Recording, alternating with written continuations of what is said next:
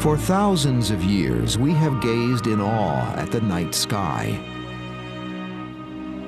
In watching their slow yet relentless movement across the heavens, people discovered that the changing pattern of the stars precisely matched the ebb and flow of seasons. This allowed for the development of the calendar and the rise of agriculture. But some objects in the sky followed neither pattern nor orderly path, seeming to defy the natural laws that bind all things. These unidentified flying objects, or UFOs, challenged human understanding, provoking a quest that continues to this day.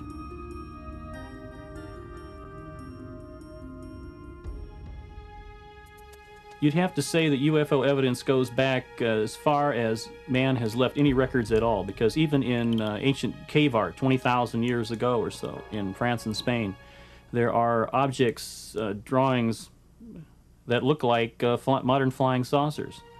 So you'd have to go back that far if you wanted to start some point in time when the first UFO report was recorded.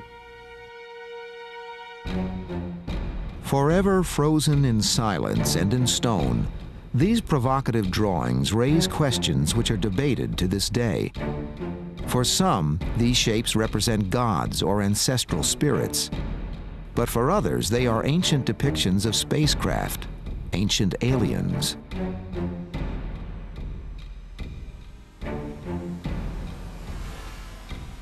Texts from the world's earliest civilizations, including Sumeria some 5,000 years ago, mention strange aerial phenomena and the beings who controlled them.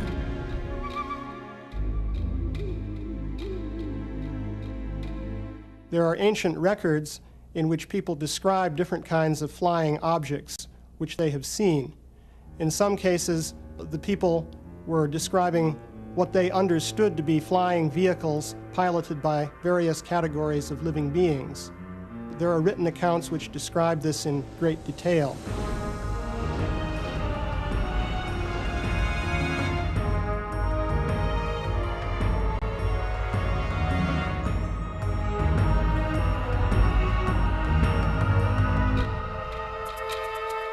The images are provocative and controversial.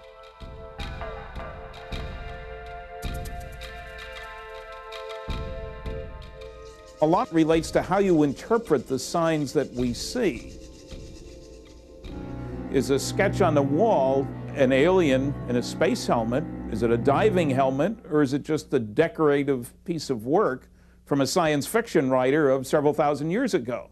So the further back you go, the harder it is to interpret. Despite increasing public support for the notion that UFOs may have been visiting the Earth since the dawn of history, the scientific community is overwhelmingly skeptical about the subject. Ancient people saw weird things in the sky, and they were convinced that these were intentions. Their lives were controlled by the gods. And in every case that I am aware of, there is an alternate explanation. It could have been a meteor, which they didn't understand. It could have been some ball lightning. It could have been any kind of thing that was just totally unknown to primitive man, and so they always interpret these things in terms of supernatural. Despite scientific skepticism, the annals of human affairs contain many curious examples of strange objects seen in the sky. One of the earliest written records of an encounter with a UFO comes from Egypt, more than 3,500 years ago.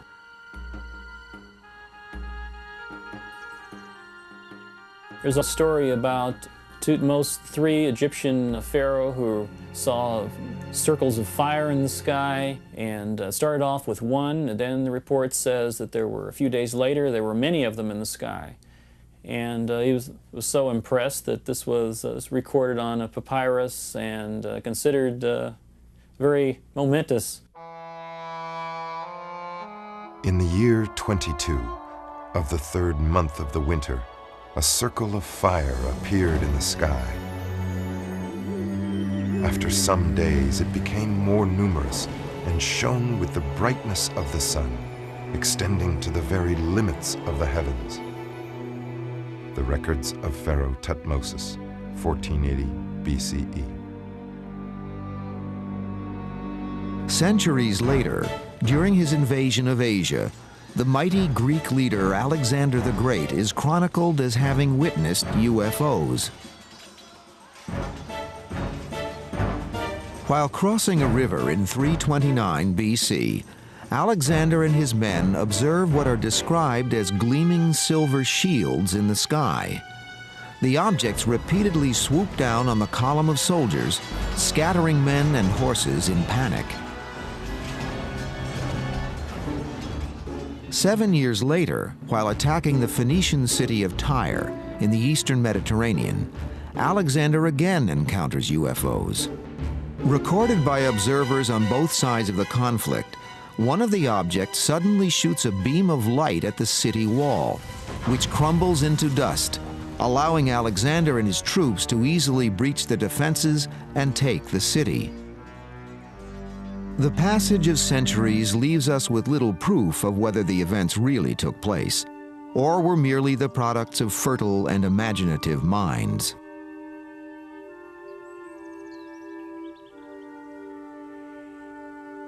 Remember, the working hypothesis for historians for hundreds of years has always been that mankind is alone, that there are no intruders from outer space, that there were no advanced civilizations, that our civilization, and each generation thinks this, is at the peak. We're it. Well, unless you throw out those assumptions, there's no way you're going to get at the truth of these old accounts. Many of the accounts are mystifying indeed. Medieval Europe was the scene of a mysterious incident in 1463 when a strange slab-like object reportedly appeared in the sky. Surrounded by flames and a bright light, it glided eerily above the landscape. This drawing was made by Hermann Schaden, a witness to the event. A century later, another witness recorded this unearthly occurrence above the skies of Nuremberg, Germany. On the morning of April 14, 1561, huge round cylinders were said to have appeared above the city. Smaller circular objects emerged from them, appearing to engage in battle with one another. 5 years later, a similar display was reported above Basel, Switzerland. This time, many of the objects attacked one another, were consumed by fire, and then vanished without trace. Once again, the encounter was documented by a local witness. By the early 19th century, the world seemed to be resonating to the mysterious presence of unidentified flying objects. Countless theories were proposed as to what they were and where they came from. A lot of the ancient stories about UFOs are really stories about angels and leprechauns and things of that sort, which existed in the mythology of the time. They're, I think, a product of the very powerful fantasy ability of the mind. After all, everyone dreams.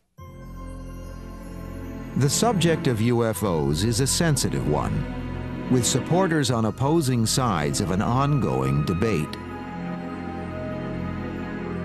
We have today an enormous body of evidence of people seeing consistently reported beings in terms of their shape, their size, little details that indicate a phenomenon is going on where those beings are associated with spacecraft, flying saucers, call them what you want.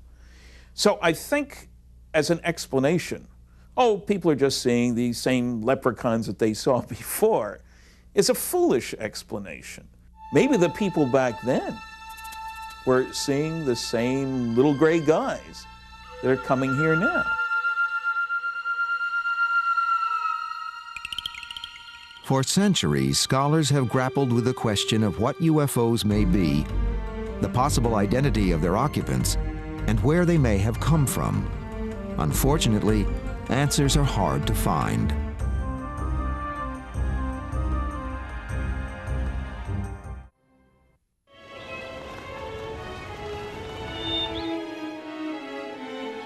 The saga of events that once played out against the landscape of the Middle East is enshrined in the Western world's most revered book, the Holy Bible. In recent years, the Bible has been increasingly touted by some investigators as a collection of stories describing encounters with aliens and UFOs. But the topic is controversial. Can the sacred nature of the biblical texts be challenged? With the decline of religion that has been experienced by a great many people, I think people are looking for an alternative that is more scientific. And so the possibility of life is one that has been suggested by scientists. So the next best thing to having a supernatural intervention in our world is to have UFOs visiting us from another civilization. So I think there's a certain would-be religious urge that has moved in the direction of supporting UFOs. The search for humanity's first possible contact with alien beings in prehistoric times leads to an unlikely place, to the Bible's earliest chapters, to the book of Genesis. Genesis describes conditions in the world at the dawn of time.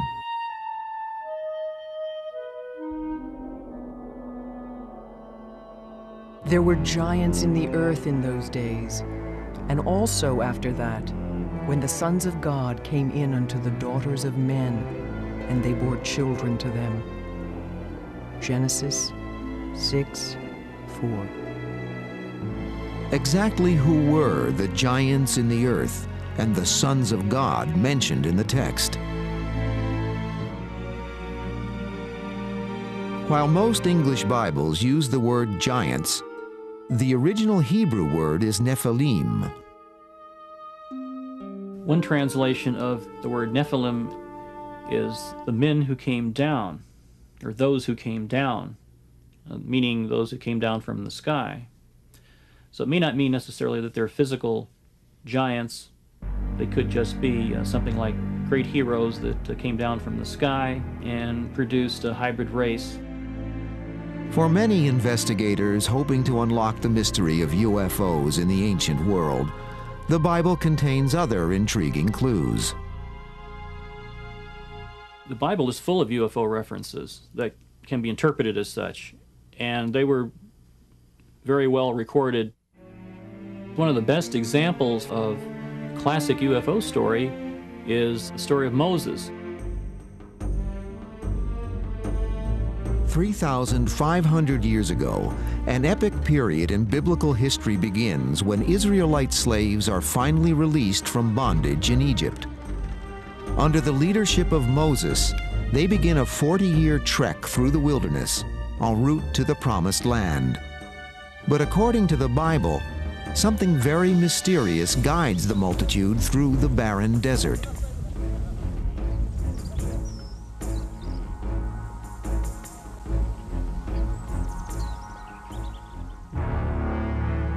The Lord went before them by day in a pillar of cloud to lead the way, and by night in a pillar of fire to give them light.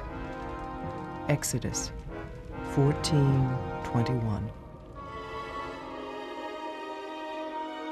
Some believe the biblical passage contains another dimension to the meaning long cherished by most Christians and Jews. Some people interpret the pillar of smoke and the pillar of fire that Moses followed through the wilderness as being similar to a cigar-shaped UFO. It expresses a theme of an extraterrestrial intelligence, some sort of advanced form of life and intelligence that's guiding man, something that's higher than man. Some of the most intriguing biblical passages concern Mount Sinai and the handing down of the Ten Commandments.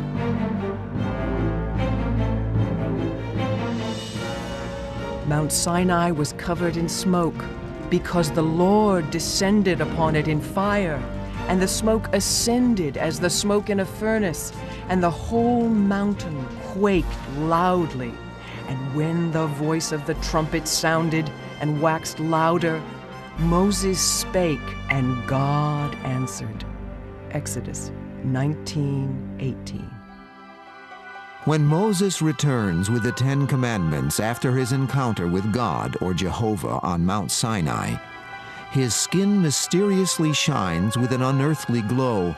His hair has turned snow white.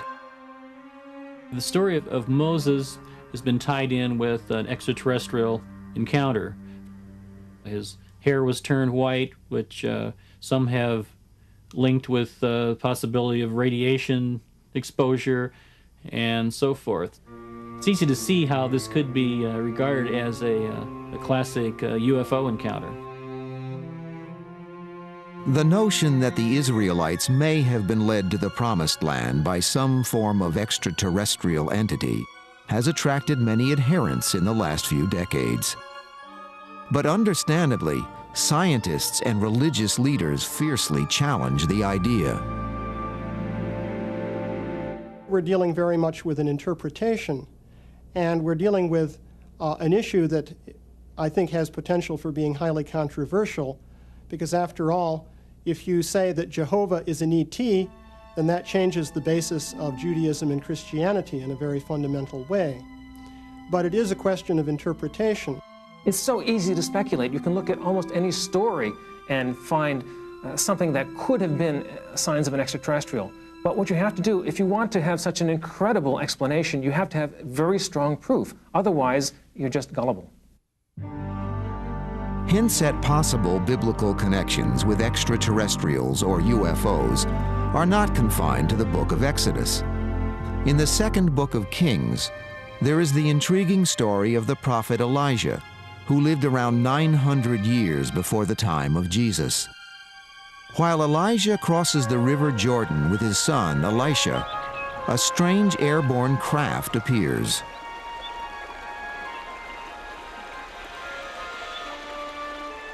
And it came to pass as they went on and talked that, behold, there appeared a chariot of fire and horses of fire, and parted them both asunder.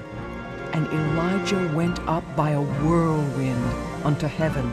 And Elisha saw it and cried, and saw his father no more. 2 Kings 2:11. In all ancient cultures, you will have descriptions of flying chariots of different kinds. For example, a chariot drawn by horses that flies through the sky and so on. In many cases, people today will interpret these as UFOs, that is, some kind of vehicle that flies under its own power.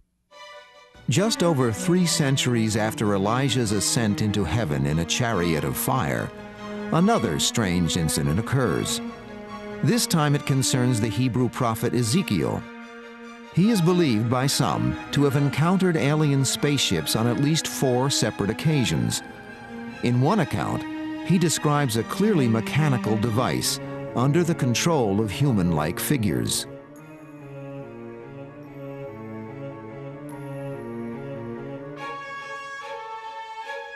I saw 4 wheels, one wheel beside each cherub.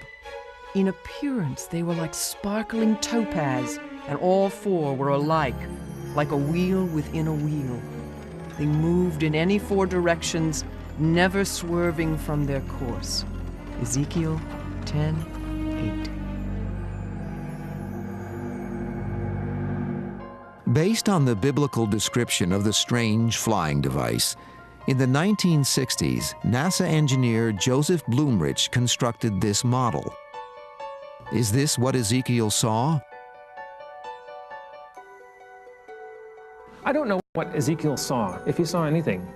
One possibility is he was dreaming. Another possibility, he had some hallucinogenic mushroom or something of that sort. Another possibility is that he met another tribe that might have had torches and masks that were very frightening to him, and he just saw something otherworldly that he couldn't explain, and so he made up this story that explained it as best as he could with the terms that he understood in his time. Despite the ambiguity of biblical accounts, other records from prehistory have intensified the debate. Some could be interpreted to suggest that UFOs and extraterrestrials have influenced pivotal events in human history.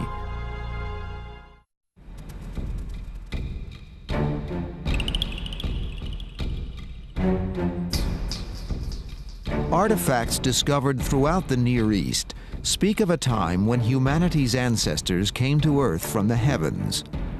Hundreds of clay tablets and cylinder seals depict human-like beings with wings, linking them with the sky, and always conspicuous, the stars.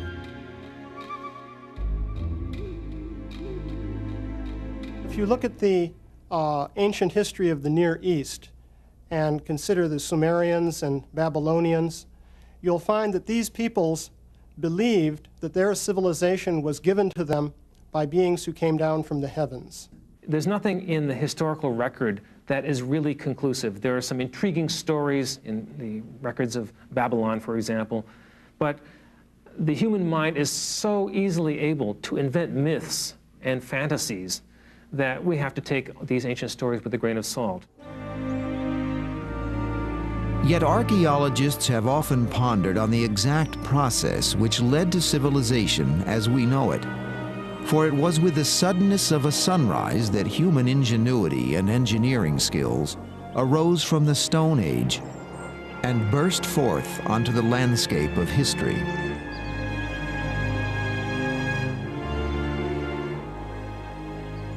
The Sphinx and the Great Pyramid at Giza are two of the greatest enigmas of all time. The exact dates of their construction are still cause for debate. How these ancient people developed the technology to build the Great Pyramid with a discipline and precision still unmatched today is unknown. The Great Pyramid of Egypt stands more than 450 feet tall. It weighs more than 6 million tons, and it has a footprint in excess of 13 acres. It's perfectly aligned to true north, south, east, and west. To achieve that precision of alignment with a monument on this scale is an extraordinary technological feat, and one that is continuously overlooked by our scholars today. Suddenly, out of nowhere, this extraordinary monument, a high-tech achievement by any standards, just appears on the desert. This is a great mystery, totally unexplained by conventional history, and one that requires us to use our minds and our imagination and intelligence to try to work out what on earth is going on here and what it says about the origins of human civilization, of the origins of our society, and our view of the past and where we came from. My sense is that we're missing a huge part of the human story. I think it's possible, indeed probable, that we are a species with amnesia, that we've lost the record of our story going back thousands of years before so-called history began. And I think if we could go back into that dark epoch, we would discover many astounding things about ourselves.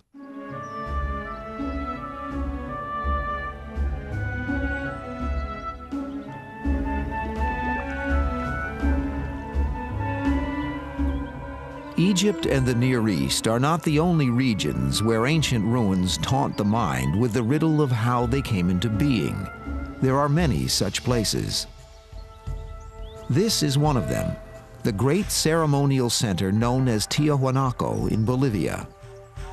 Not as old or as imposing as the pyramids of Egypt, what makes this site so unusual is its unique location. Some believe that it too could not have been built without intervention from a superior source.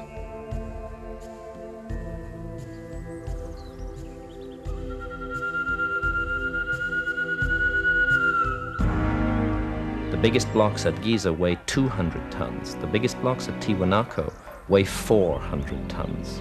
400-ton blocks of stone used to create enormous constructions, 12,500 feet above sea level, in an area where it's almost not possible to grow any food today. The altitude is so high that the crops come out of the ground stunted. And yet again, we're asked to believe that this was done with massive labor forces hauling on ropes, pulling these blocks along. It defies belief to imagine that this was how it was done. You could not support ever a large labor force at that altitude. Whether we like it or not, we're looking at the evidence of a technology, and one that we don't understand. Like the Giza site, the site of Tiwanaku also incorporates extremely precise astronomical alignments.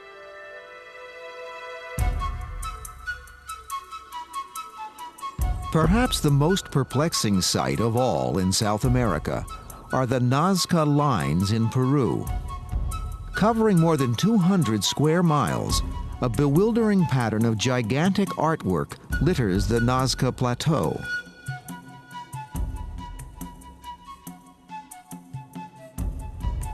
In addition to figures of birds, spiders, and animals, arrow straight lines stretch out to every point of the compass.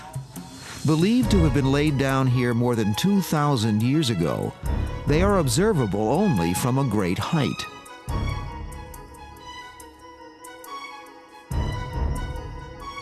Is this a canvas of signs and symbols etched in the sand to honor pagan gods?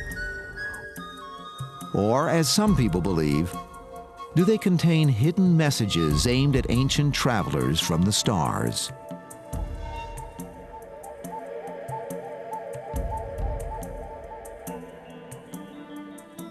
These are very remarkable sculptures made by essentially moving pebbles so as to change the color tone of the desert surface. It appears that many of these patterns of lines seem as though they're oriented towards the heavens in some way. We really don't know what they were for or what or how they were interpreted by the people who made them. I think that this may be one explanation, that the Nazcans were projecting these into the sky and using them for religious and ceremonial purposes. But the Nazca Lines really do constitute a mystery. No one really knows what they were for. Like so much of the ancient world, Nazca broods silently, its secrets lost in time.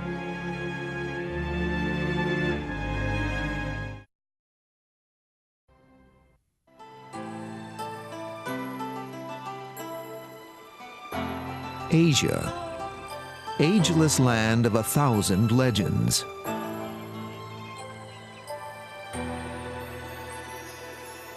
It is also a continent of intriguing riddles. During the 1920s, while exploring northern China, famous Russian artist Nicholas Roerich wrote of a remarkable incident in the Himalayas.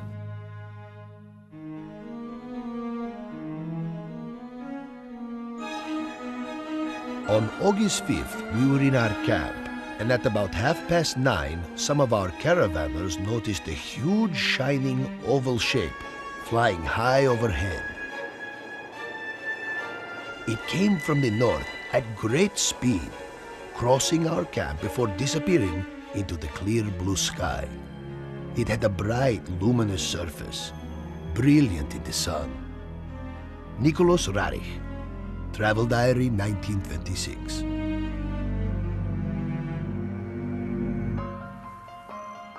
In the long history of this vast and beautiful continent, it seems that the UFO phenomenon has shaped many myths and stories handed down from generation to generation.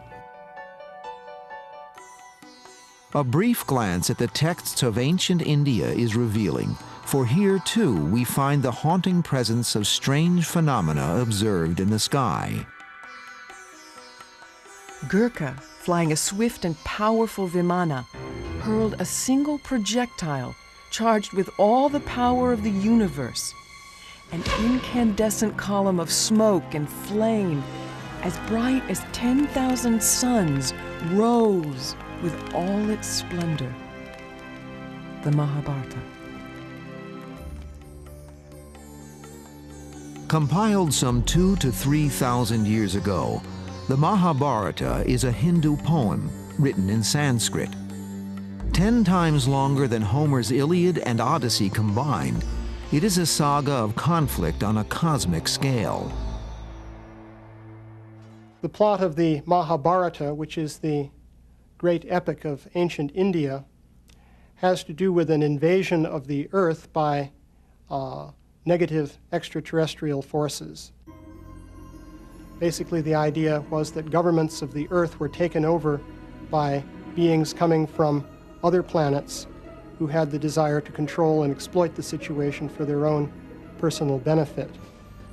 The story goes on to describe how godly forces intervened, and finally there was a great battle here on the Earth in which the issue was resolved and the negative forces were repelled.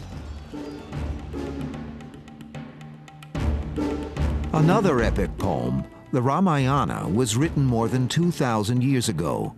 It too tells of conflict and conflagration in India's distant past. The Vimana was a weapon so powerful that it could destroy the earth in an instant. It made a great soaring sound in smoke and flames, and on it sits death, the Ramayana. Prominently featured in all these stories are strange flying devices referred to as Vimanas. Could they have been UFOs?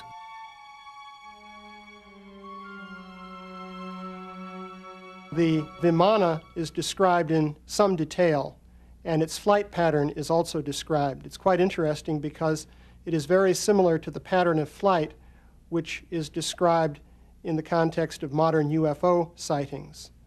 For example, the Vimana would move in a very abrupt zigzag fashion. It would sometimes disappear from sight.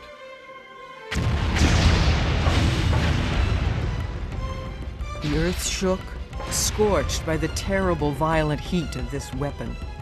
Elephants burst into flame and ran to and fro in frenzy. Over a vast area, other animals crumpled to the ground and died. From all directions, the arrows of flame rained continuously and fiercely from the Vimanas. The Mahabharata.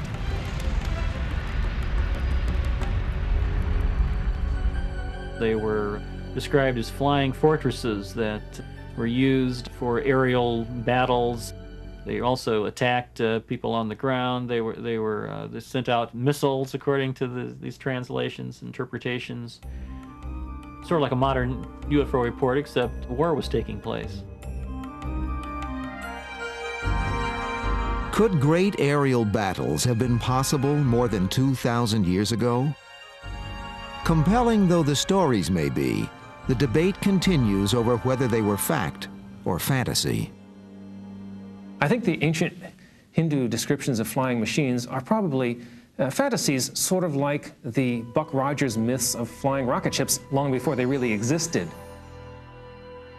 The easy way out? It's mythology, old science fiction, if you will. The realistic way is to say that those people were describing things that they didn't understand, but that were real. What we need is an open-minded effort to look at these things from the viewpoint of modern technology, possibly admitting that even we can't do some of the things that are described.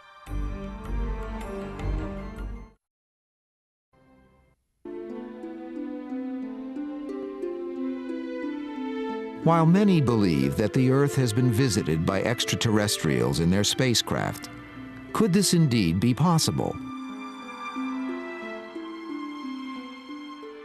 Reports of strange, unidentified flying objects have continued to trickle in throughout the centuries, echoing incidents in ancient times. By the 1940s, the term flying saucer had entered the vocabulary of a fascinated world. Suddenly, seemingly everywhere, the skies were filled with UFOs of every description. In the ensuing decades, UFOs were witnessed by people from all levels of society. Even astronauts saw them. I personally believe in UFOs, and I believed in UFOs before I got into the space program. I just personally believe that there are other civilizations somewhere out there that people are traveling from. This was in the early 1950s when I was flying fighters in Germany. And these objects were coming over our base that appeared to be the same kind of formations that we fly in our fighters. On occasion, their movements were more erratic than ours, which meant they could really accelerate laterally and accelerate fore and aft more readily than we do. But we felt that they looked very much like high-flying fighters, except they had no wings. They were certainly higher and faster than any airplanes we know of here on Earth at that particular time, and they certainly appeared to be saucer-shaped and metallic.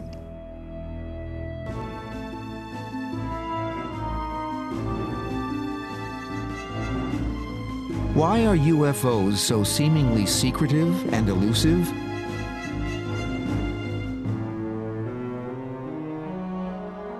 If extraterrestrials are visiting the Earth, some believe that this question only can be answered by direct face-to-face contact with them.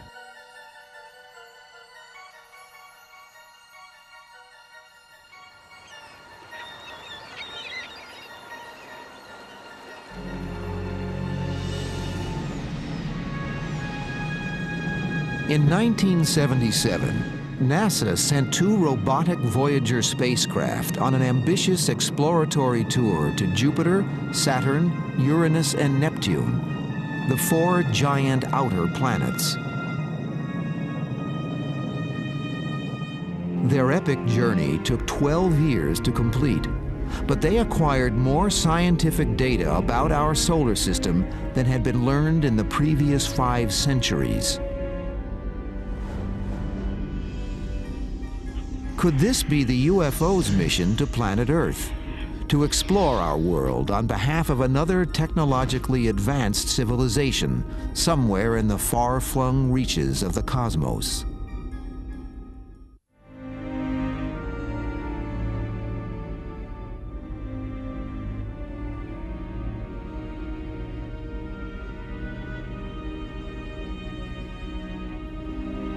While we now know that the chances of finding intelligent life in our solar system are extremely unlikely, our sun is but one of billions in our galaxy, and the galaxy itself is but one of countless galaxies spread throughout the universe.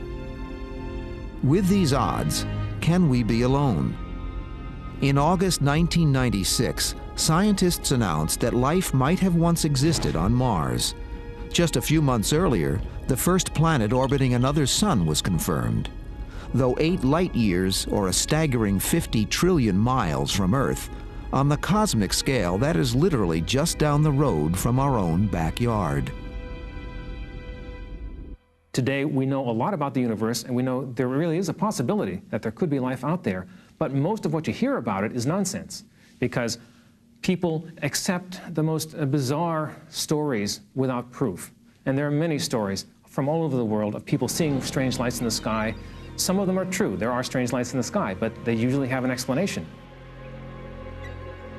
There are all kinds of things going on around us, and the average person doesn't know about this, and they see something weird, and they say, wow, it must be extraterrestrial. So there's a tremendous amount of gullibility all over the world. We live on a planet revolving around a star in the middle of an unknown infinity of space. Isn't it arrogant and stupid to imagine that we're the only life in this enormous universe? If you take our ancient texts seriously, they all tell us that the universe was created as a home for life, that the universe is full of life. I think it's obvious that there are many other intelligent life forms in the universe, and I don't dismiss for a moment the possibility that they have visited Earth, perhaps in the past, perhaps even now.